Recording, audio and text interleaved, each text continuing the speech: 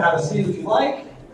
We'd like to welcome you out today to our town hall regarding Bylaw 1979, the Animal Control Bylaw. I hope that you've been able to find this time valuable at the different booths and talking with town employees and other groups in our community. We're really hopeful and really appreciative actually that you're here in attendance today, so thank you so much for that. So the way that this next portion of the meeting is going to go, Lisa Gillingham, our Director of Community and Protective Services, she's going to do a small presentation highlighting some of the changes to the proposed changes to the Animal Control Bylaw. And then after Lisa's done, we are going to open the floor for an opportunity to ask questions, have comments, feedback, and we'll go over a little bit of how that's going to go once Lisa's finished. So, Lisa, the floor is yours.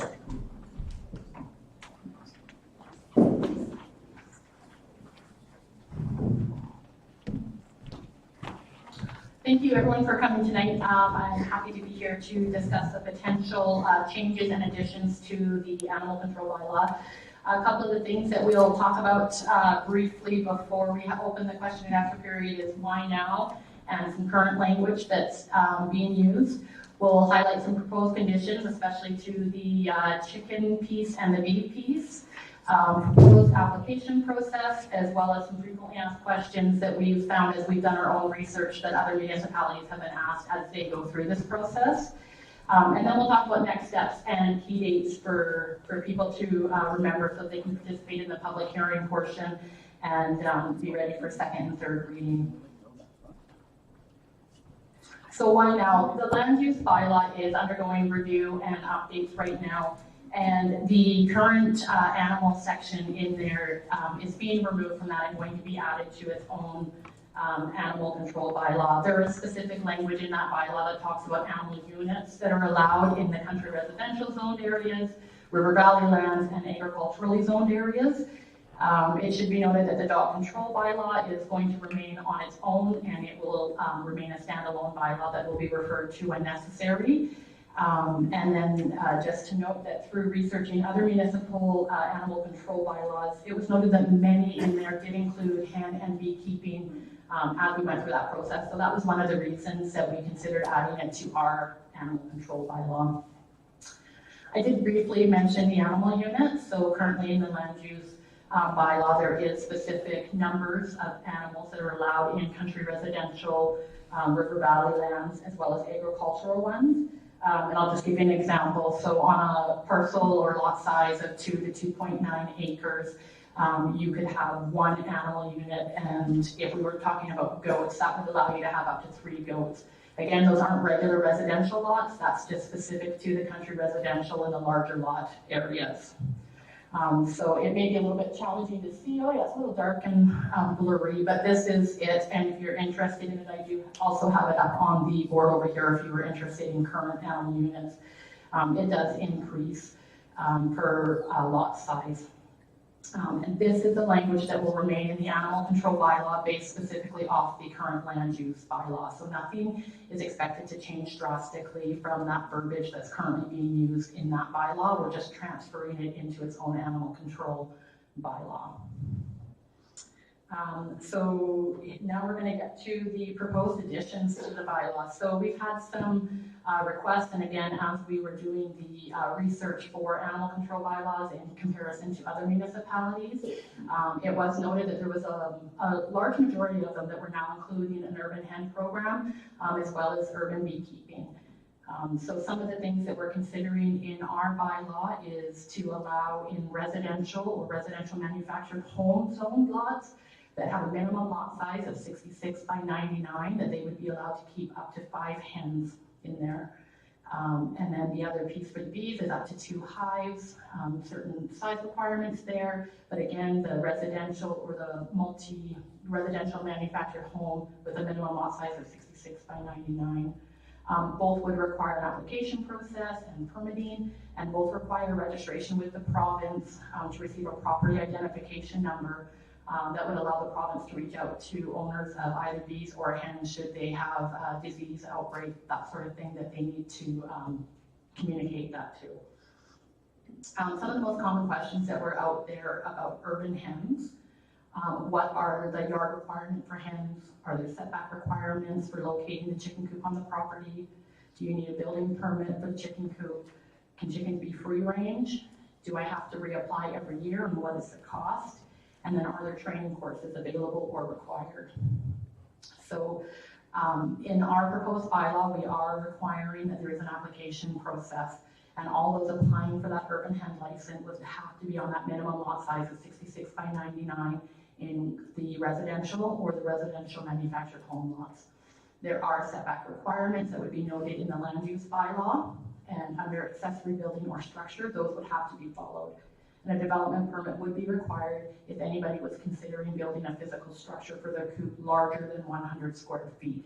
And that's the current size that you need an accessory structure or development permit through the land use bylaw. All coops must be situated in the rear of the property and not attached to or contained within a primary structure. So you wouldn't be able to put a coop inside your garage or attach it to the side of your house or anything like that. It would have to be a standalone structure. Excuse me. All coops are required to have a covered and attached run area. They would not be able to be free range and running in the backyard without any sort of containment. This helps to protect chicken from potential predators. And then a property inspection before any licensing would have to happen, and the bylaw officer or the development officer would attend properties to ensure that the coops are sufficient and ready to house chickens. It's anticipated that we would continue this on an annual basis of licensing, just like an animal or dog license, and that the fee would be $50. And an annual inspection may happen at that point as well when you're looking to renew any licenses for hens. It is the intention of this bylaw to allow for chickens for personal use only, no selling of eggs. It should also be noted that there is to be no slaughtering of chickens within town limits or on the property.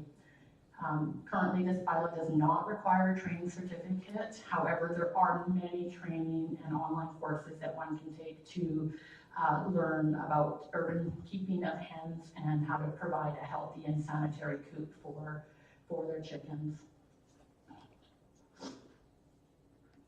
So some of the urban beekeeping questions that are asked quite often are, what are the hive and site requirements? Will neighbors be notified of an application? Why keep bees in an urban area? And are there training courses required? And are honeybee swarms dangerous? So again, the lot size is the same. The requirements would be for 66 by 99 minimum size lot. And that would be in the residential and residential manufactured home zoning only.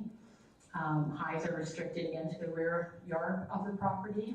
They would have entrances be directed away from adjoining properties. And hives must also be located within a minimum of 3 meters away from all property lines. Neighborhood notification is a must with bees, that we would request that all applicants submit written permission from all adjacent landowners to install hives on the property. Completion of a beekeeping training course will be required. There are several that do happen online. The City of Edmonton has a really great one that a lot of municipalities participate in.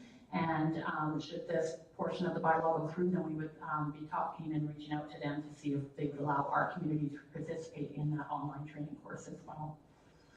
Site inspections, again, would be conducted prior to the issuance of a beekeeping license. And urban beekeeping licenses are expected to be along the same line again, annual renewal basis for $50, similar to the dog. So why keep bees in an urban setting? Studies show that honeybees are healthier and produce more honeys in urban settings, where there are fewer pesticides sprayed and a greater diversity of flowers.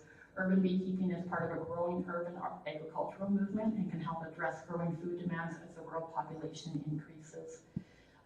It should be noted that these are not my answer to my questions. So again, they're ones that I found online that a lot of people ask as municipalities are going through this process.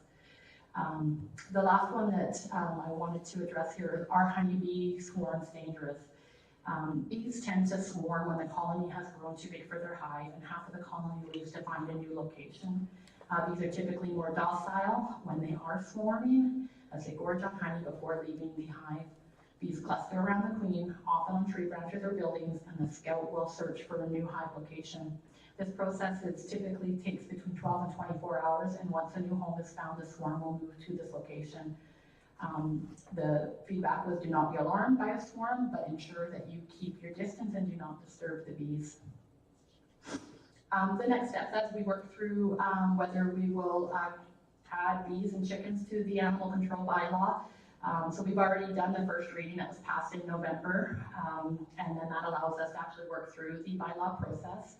March 13th is today, and we're having this conversation with community members in hopes of getting some good feedback, whether we're open to the community wanting to have bees or chickens allowed in their areas. And then April 16th, we'll have some feedback review with council at a committee of the whole meeting. And then from there, we will determine the next date, whether it be April 22nd or May 13th, to have the public hearing and pass second and third reading of the bylaw, which don't necessarily have to happen all at the same meeting, but a public hearing will happen before we move to second and third reading so that council can once again hear public feedback. So this is where we're going to open it up to the public to be able to provide some comments and feedback. It should be noted that this isn't a debate. We're literally looking for your feedback and whether you want this included or whether you don't. So we're happy to hear your feedback, your comments, and help council make this decision. So we're just going to do a little transition while we set up the mics a little bit, and then we'll let Anthony call up speakers as they come.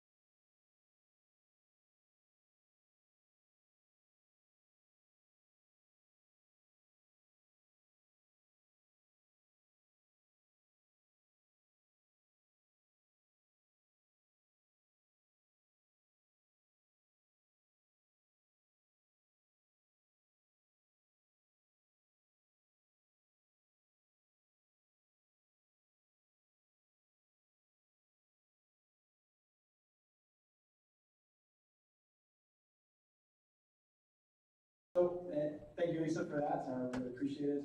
As Lisa stated, this is an opportunity for feedback, comments, questions. We really want to know what you think. Just a reminder, obviously, being respectful and brief.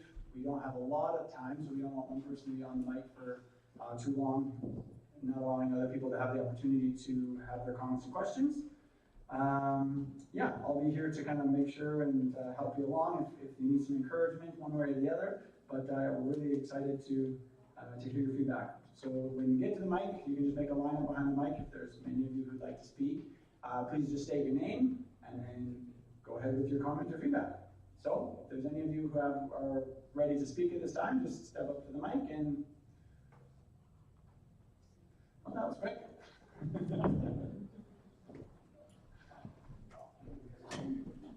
So as far as state your name, please. Andre. Turn the mic on. Are we live streaming? So it helps for live streaming. Okay. So where do the fees go to? If I'm paying $50 a year, where is that money going to? Could we speak into the mic, because I can't? So where do the fees go to? I can take that one. Any administrative fee is going to go into the town, if you could recall from the presentation, with each beehive or chicken, there's inspections, there's bylaw enforcement, there's costs that the town will incur to have this available in the community, so fees go in to help offset that. It's not really going to offset that because it's a small amount, but it'll be a drop in the bucket to help the rollout of the program. I guess I just see it as, every time we want to do something to try to ease our burden, we end up having to pay for it. And it just seems a little counterproductive as to why someone would want chickens to supplement their food or make things a little easier to go along, and then we have to pay money every year to do that. And it seems like it's just a never ending, cycle of me paying to do things that are supposed to be making things cheaper. So I wonder if that's something that's necessary for something like that. I mean, I can understand inspections and things, but paying to supplement my food seems a bit kind of out there, in my opinion.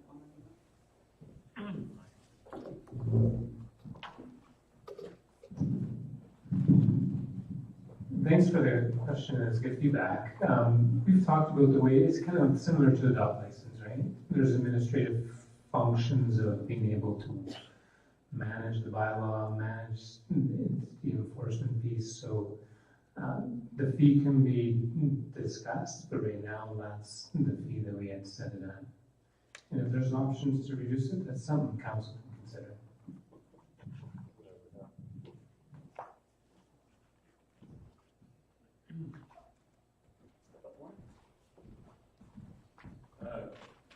Good evening, Your Worship and Council and Administration. Great presentation. There was a couple of concerns that I do have. Number one, with chickens themselves, we all do recall the avian bird flu outbreak in Chilliwack and Abbotsford. It did actually expand into the Aldergrove area, and the municipalities were on the hook to enforce with those that had chicken coops on their property to dispose of those animals. So that was a really highly cost burden to the communities themselves, because they had to go there and actually remove the animals properly and then ensure the same thing, that it didn't spread to the neighbors or any other adjacent property. So that was a really big concern that I had with that. We haven't had a big outbreak like that, knock on wood, but again, we have a turkey farm just right here within the MD of Willow Creek. We have a chicken farm just to the north of us as well. And have we talked with our neighbors, the MD of Willow Creek, and or CFIA, and what their thoughts are, especially if you're going to have that. And we have food production, and of course those farmers will be affected if all of a sudden we do have somebody with a chicken coop that actually gets infected by sparrows or chickadees, and then all of a sudden it spreads around the town of Fort Macleod. So just something to keep in thought with that. And then the other thing, for myself, $50 for whether or not it's a chicken coop or a beehive or a dog license. I kind of agree with having the fees. The reason for that is it's the time and cost of our administration, of course the enforcement as well. And then, of course, the other thing is what happens if the beehive or scores the swarm moves and decides to go onto somebody's neighboring adjacent property and all that, and these bees have to be removed. Do we call Pullman from here, from our local bee farm, to come out and smoke the bees and then retransport them? Has that been thought about, where, talking with our neighboring businesses, if they can actually assist us if we have a problem? And then the other thing that I did not see is for renters. If you're a landlord and you have a property, whether it's country residential or residential within the town of Fort Macleod, and we want insurance for bees, what about also the same thing about chickens, and those renters making sure that they keep up with the fees, and also they're not abandoning a chicken coop or beehive after they leave their landlord's property. So those are just some things that I thought were some concerns to address. Thank you. Thank you for your comment. Did anyone want to speak to any of that? There wasn't a question, but we do appreciate the comment. Next question. Thank you for the presentation, and I have just a couple of questions and a couple of comments. Going on with what Warner said about the bird flu. Almost every summer now we get warnings from the government to stop feeding the birds, stop watering the birds, bringing water feeders up. I'm short. Anyway, I'm be also concerned because every summer we do get these warnings to stop feeding our birds, stop watering them, and so on. And I can see where that could be a problem. Another problem I see, it's not a problem so much as I see a comment in 6.7 says property owners may consider obtaining liability insurance. I would suggest that would be appropriate, should or will have property liability insurance. And this goes back to the discussion I had earlier with Anthony about people being stung by bees that have anaphylactic reactions and so on. Another question. Most people are going to have 2 to 4 neighbors. If one of those 2 to 4 neighbors says, no, I don't want bees next door, or I don't want chickens next door, is that the end of it, or are you going to say, well, tough luck? It's all or nothing, right? Someone like to answer that one?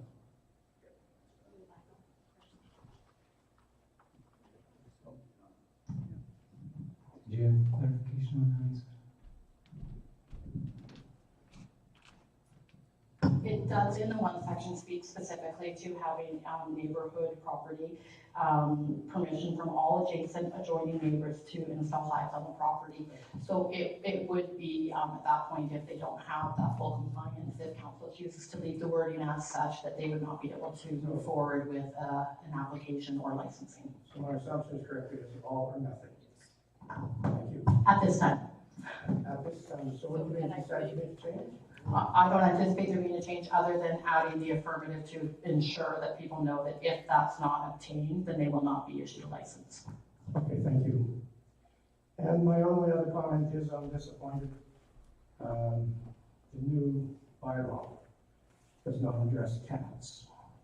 Oh yes, our favorite animals that poop in everybody's yards. It's not everybody's favorite animal, and something should be done. I was talking to quite a few residents, and thank you for your comments. I wanted to say, just in regards to that adjacent property, I think when we put in bylaws, we lose touch, and I think bylaw officer would say this, is you get a call, can you go out here, my neighbor's dog's barking. Have you ever actually stepped foot out and gone and said, hey, I don't like your dog barking in the middle of the night, can we sort this out? And I know bylaws are in place for a reason, but I do think it's very appropriate that we have communication and we engage with our neighbors when we want to go and put chickens out. And I know if Patrick Delue's watching, he would probably be pretty happy if I said, hey, I would like chickens. He said, no, we agree to disagree and I don't get chickens. So that would be a really great world. I have no objection to chickens. I don't want them west of me, but I don't care.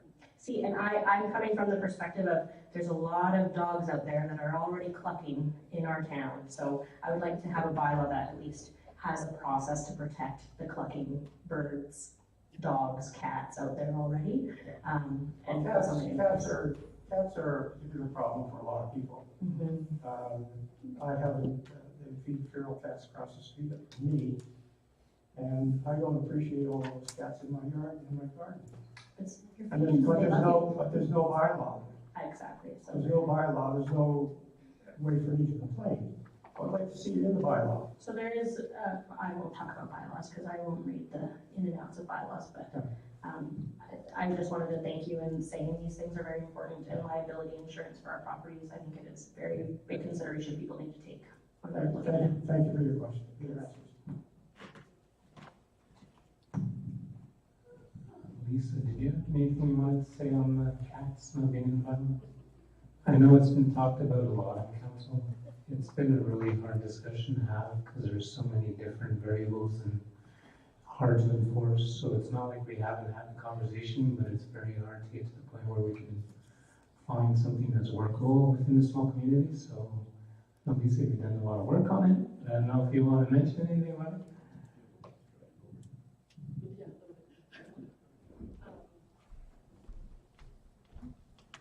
Yeah, so in the past, when we've had the conversation with previous enforcement officers that we've had, they've really recommended against it mostly because of the ability to enforce it, to set traps, to humanely collect animals that potentially are pets. So there's a lot of intricacies to it to be able to manage that properly. We do not have a shelter. Claire's Home Shelter, we graciously donate to them every so often. They are even at this time full of cats and dogs. So we have a hard time managing those animals. If we collect them, where do we put them? How do we keep them? Do we want to fund a shelter? Who's managing the shelter? There's a lot more to it than just collecting cats. We did do the trap, neuter, and return program, which we did have great success with. There was, I believe, numbers are a little foggy in my brain, but around 90 cats that were trapped. And I believe it was 60-some of them were actually kept and rehomed and put into other shelters and areas. So only 35, I believe, were returned to our community. So that was a good program, and happy to consider that again if council's interested in that and if we see the benefits from that. The calls are definitely decreasing for that bit after it. They are starting to increase a little bit again now for cats, but they do recommend that program happen every 5-ish years to ensure that you're catching that next round of cats in there especially. So again, happy to consider it if that's the direction council wants to go, but there are a lot of moving parts to having a cat bylaw, and it would take a lot of work, but again, if that's council's direction, then we would of course look into it.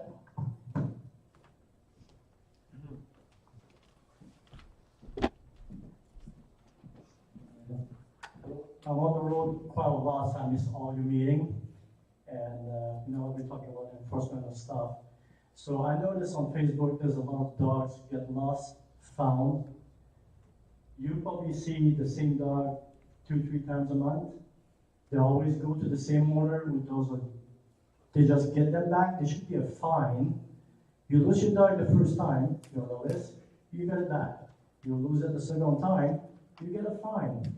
Third time, fine is higher. You're supposed to keep your dog in your yard, not running around, risking an accident on the highway, or kids getting bit. So that's what right now they just get returned to the owner and nobody cares. So you should be responsible for your dog, and if you're not, then your wallet should be responsible for your dog.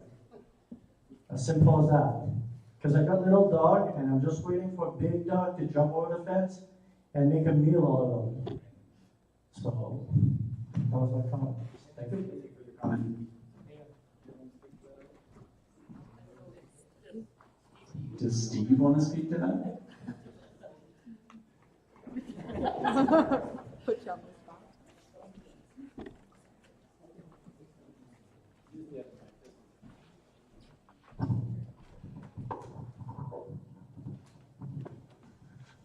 Okay, so stray dogs. I take it everyone who gets a stray dog. I would take it back to an animal shelter and have them pay an impound fee, but we do have a limited kennel space. So I work with owners to try to solve the reason the animal be leaving the property. But we don't see too many repeat dogs. Mostly, once they're fined, then the dogs are usually kept contained. If you have a problem dog in your neighborhood, feel free to send me an email and we'll look into it. We also have report a problem on the website if you need to contact the town for anything that needs to be brought to our attention.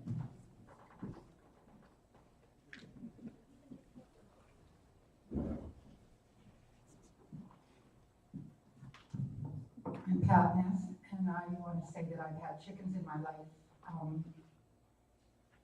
not the last 10 years, but the rest of my life, right from when I was born, and they're not noisy. 5 hens would not make very much noise. 5 dogs, I hear dogs barking all hours of the day and night. I would have chickens any day before dogs. And also, if you're family with children, I think having 5 hens for your children to have chores will make your children have a lot of about responsibility and things like that. My kids were raised with chickens, and not only that, but the way the food chain is going down on us, if we can have a little bit of protein in our own yards, is not that I want to get them right now, but if it comes to that point in our lives, it's very important that we can feed ourselves. Thank you for your comment.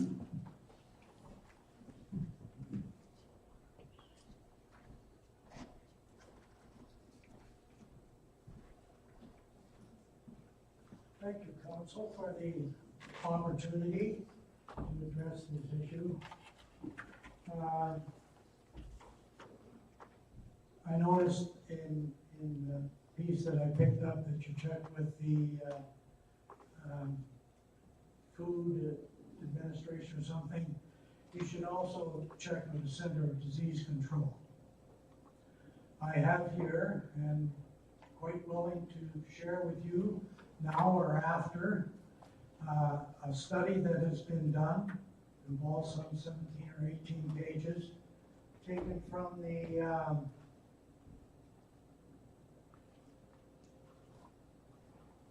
National Library of Medicine, which is a repository for research that's done in all manner of areas. This particular one is published in the Canadian Veterinarian Journal, and I'll read you the abstract. I have the rest of it here, some 17 or 18 pages, which I have read. I have also outlined and underlined important things that were important to me that I will share with you or anybody who is interested. Just suddenly got real big for me here. Oh, there we go. Here's the abstract. Chickens are a natural reservoir for zoonotic pathogens. Now, zoonotic pathogens are pathogens that can be passed from animals to humans. That line alone should be enough. Humans and pets may be at increased risk of illness due to contact with poultry, their eggs, and their environment. We aim to identify any knowledge, attitude, or practice gaps. I'm going to restate that. Practice gaps among current and proposed backyard chicken owners. Now, a lot of this study points out the fact that people don't know. They've got diseased chickens, they don't know they've got diseased chickens, they don't know how to get diseased chickens inspected, they haven't checked, the communities haven't checked to see whether or not veterinarians will even take on the task of doing it or whether they're even able to do it. Because apparently there are veterinarians that specialize. I have also information from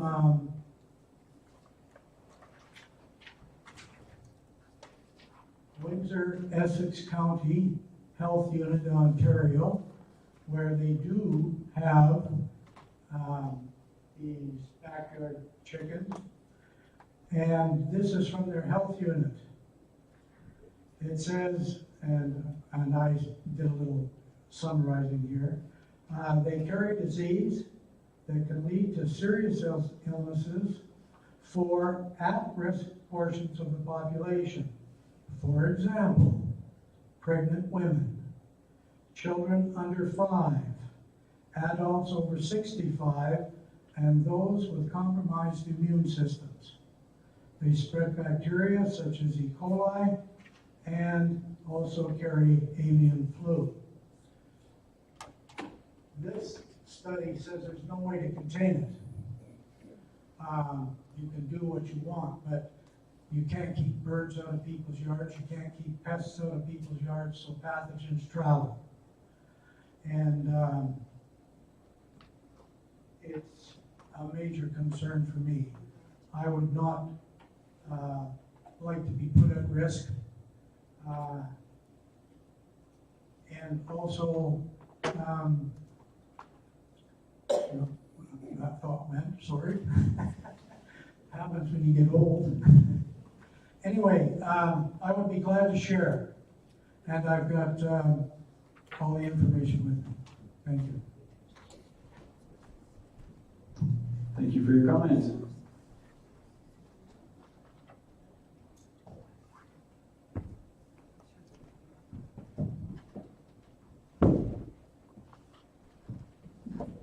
Diane Leaders, just in response to the zoonotic, I just did a quick Google, and bats are recognized as the most important reservoir for different families that pass on the zoonotic.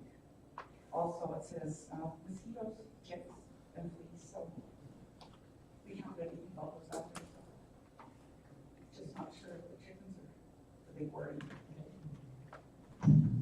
Thank you for your comment. I'll try over here. It works fine over here. Take 3 steps to that. Anyone else have a comment or question for Council of Administration this evening?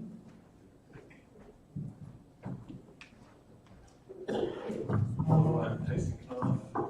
I am a beekeeper. That would be great, thanks. I'm Tyson Knopf. I am a beekeeper myself. I have done urban beekeeping when I lived in Kelowna. I lived in Rutland in a very dense area. I had 2 beehives in our backyard and never had any problems with our neighbors. Again, what we did though is in Kelowna, it was on a complaint basis it was handled. So our regard is to just talk to all our neighbors, make sure they're completely on board, and then also they wouldn't complain, I guess. And so I had 2 hives the first year out there, which actually produced 120 pounds of honey in a backyard. So it might be something to consider in terms of food resources that are produced from beehives. One beehive produces anywhere from 50 to 200 pounds per hive, and that's with the same requirements that you have outlined earlier. One other consideration to make is with 2 hives, in order to prevent swarm or have swarm control, you have to split your hives or euthanize bees, which no one really does. So one thing to consider would be actually an allotment for in the Calgary beekeeping bylaws there, because they allow bees as well. They allow for 2 split hives. So they call them like nucleus colonies for a 1-month period. So it allows you to split your hive, get them established, and then sell them to beekeepers. So that might be something to consider as well. One question was, have we consulted the Calgary bylaws? Because they do vary quite a bit from the Edmonton bylaws in that there's not as much governing oversight, but also they don't charge any fees for that because there's no oversight.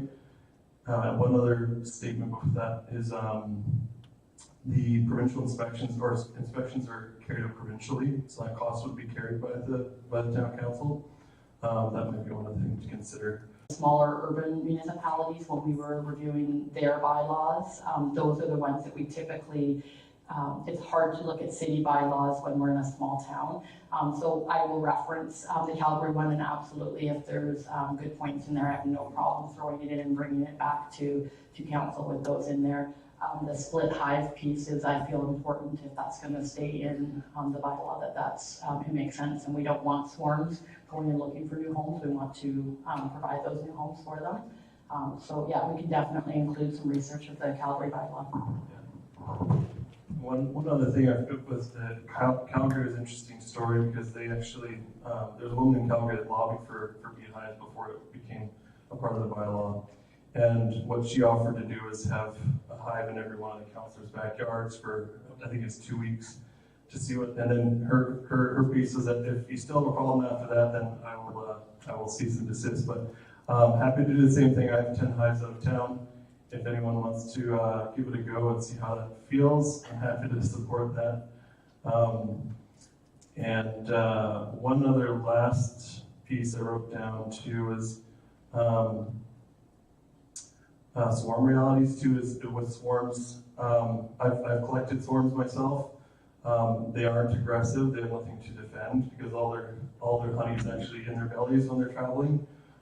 So swarms aren't necessarily chefs stood in the middle of them without any protective equipment. And that's just something to be aware of when it comes to the dangers and stuff of these. Thank you. Thank you for your comments and questions.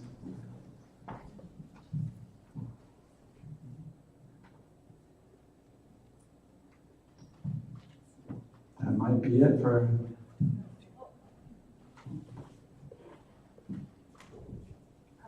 Wondering what other towns around have chickens, because I know Okotoks has had chickens for quite a while. My daughter lives in Airdrie, they have chickens in Airdrie. So, have you fit? Claresholm is one that we've used a lot in our. Claresholm? That's good to know, so. And I believe Raymond does, and there are actually quite a few that do. Sorry, I looked at so many bylaws, I wouldn't. Yeah, so it's just good for people that are worried about chickens that, there's been a lot of research done already. So, yeah, I've actually, there's a mother-daughter in Okotoks that brings them in the spring and gets them in the fall. But they've got a really good business going on. Thank you for your question. For those of you who couldn't hear Lisa, she had just said that she'd gone through so many bylaws and referenced so many in neighboring communities that there are many communities that do have chickens, Claresholm, Raymond, a few of the surrounding communities, but she doesn't have a list per se in front of her. Well, it looks like that might be it for comments and questions about Bylaw 1979 draft. Because the council's here and they're just eager and ready and willing, if there are other comments or questions, perhaps pertaining to something that you discussed today or otherwise, they are open. We will end at 8 o'clock, so don't think you have free reign for 3 hours to bring your most passionate concerns forward, but we would love to hear if there is anything. We've got the next 15 minutes if there's a comment or question that you'd like to propose to council.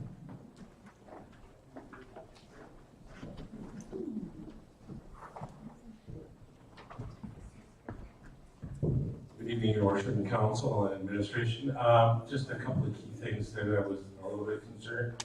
Number one was the traffic that is using the road that was actually closed by the hospital. And so we've got now traffic roaring over top of somebody's private property.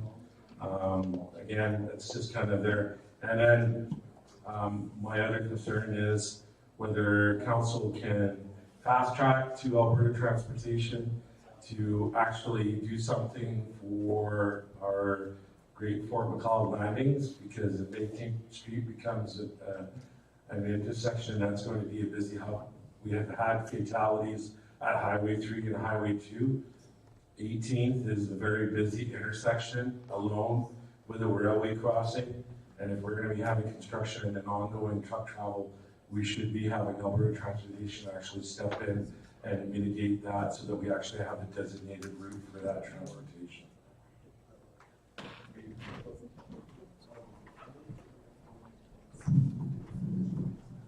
Thank you for the question. Regarding the intersection 18th and Highway 3, Alberta Transportation is currently doing a traffic impact assessment. We're waiting on the results. How that will look, we're not sure yet. With the increased development behind John's Independent, there likely will need to be some kind of traffic control sooner than later. I don't know that we're going to get approval before construction season because it's already started. So that's something definitely that is on our radar. And we're hoping the province does as well come through with Stage 1A, which will definitely clean up the line of sight for people coming into town instead of the sharp corner and merging and so on. It'll be a clearer line of sight. Regarding the one behind the hospital, that's a tough one to enforce. Yeah, you can report it as a problem, but either way, we've tried to rectify it a number of times, and at least resistance causes people to walk around or drive around in the area that you're talking about. So what we can do, besides fencing the whole thing off, is right now limited, but something that Bylaw will be looking into, I'm sure, if there's enough people that are complaining.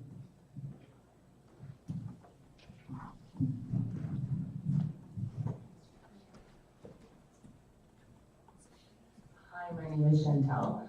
I was just going to leave this, but since we're talking about traffic, I live on 3rd Ave, and there's a lot of foot traffic on 3rd Ave and a lot of kids crossing to school, and there's also a lot of semis and tractors and large equipment going a lot faster than the speed limit.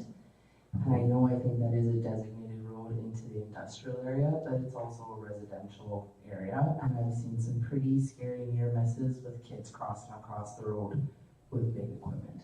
So I was just wondering if there is any options or plans in the future to maybe divert that industrial traffic. And like, I noticed that like in the morning and lunch and rush hour, it is busy with a lot of fast, big vehicles. So just thought I'd bring up while talking about traffic. And I'm here for chickens in a big way. Thank you for your comment.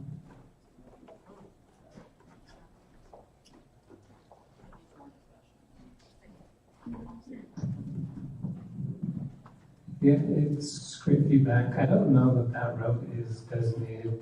Like when you come into town, there's no signs saying turn right to get to the industrial park, from what I know. The encouragement is for people to go through town and through 12.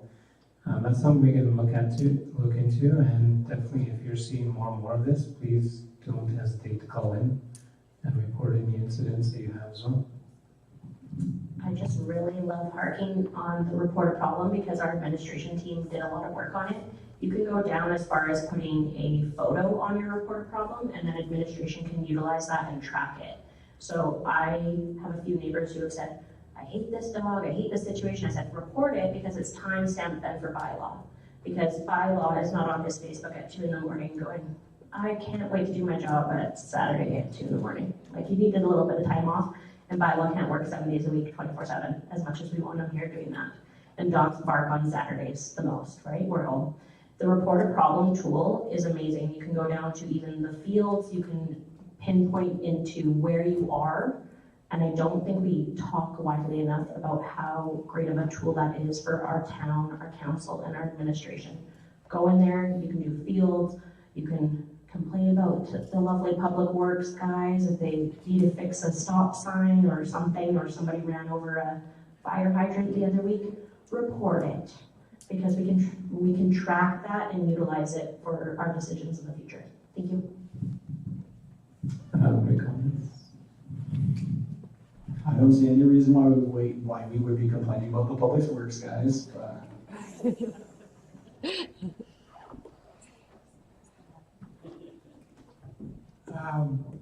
I reported something that I had observed at the cemetery to the town, and I got an immediate response, so kudos. But I was just wondering, I reported the fact that there's been a badger digging in the cemetery and in some very unfortunate places. And I was wondering if there's any update on that situation.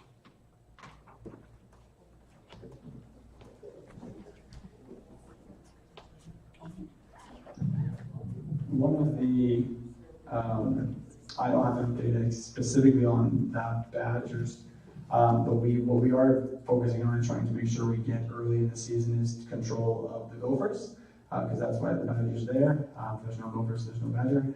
But no, we do appreciate that kind of feedback, and we're hoping to get ahead of the gophers this year, try to reduce that population. But yeah, we will follow up to see if anything was done specifically for the badger. We would be calling in someone else to deal with that specifically, but I don't know if that happened or whether it's currently still a problem.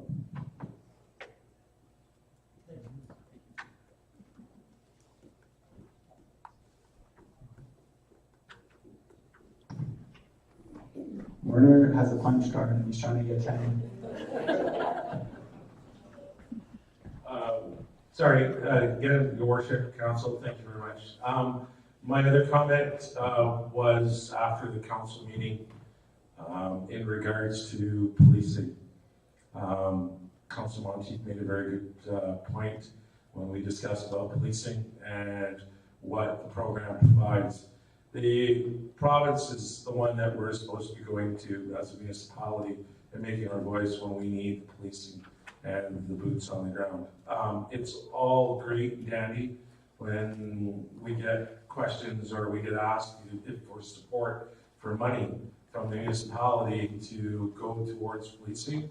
The unfortunate thing is we don't see it and it's always geared to somewhere else in another location within the city center or on primaries.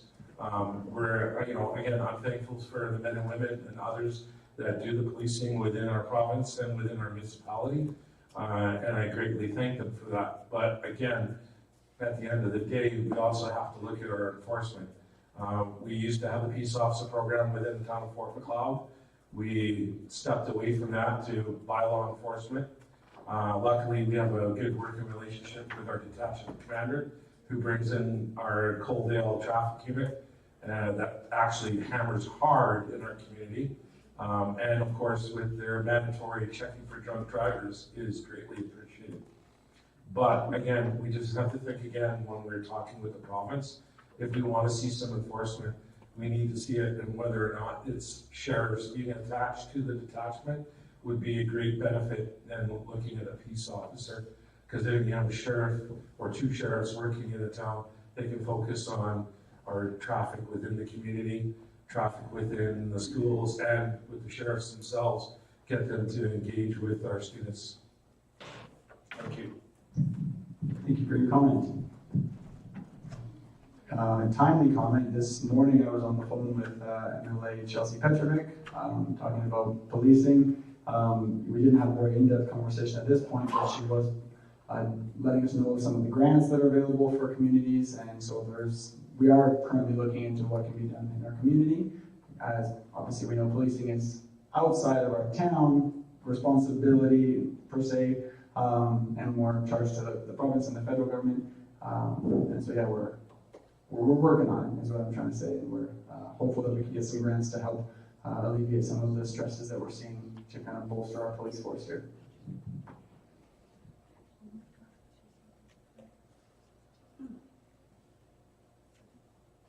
Alrighty, well, looks like that's the end of the evening. Thank you very much for coming out today and for having conversations with us. This is the best way for us to connect with the community and to get some feedback, so thank you so much for participating. And yeah, we hope to all see you out at the next town event. Thank you so much.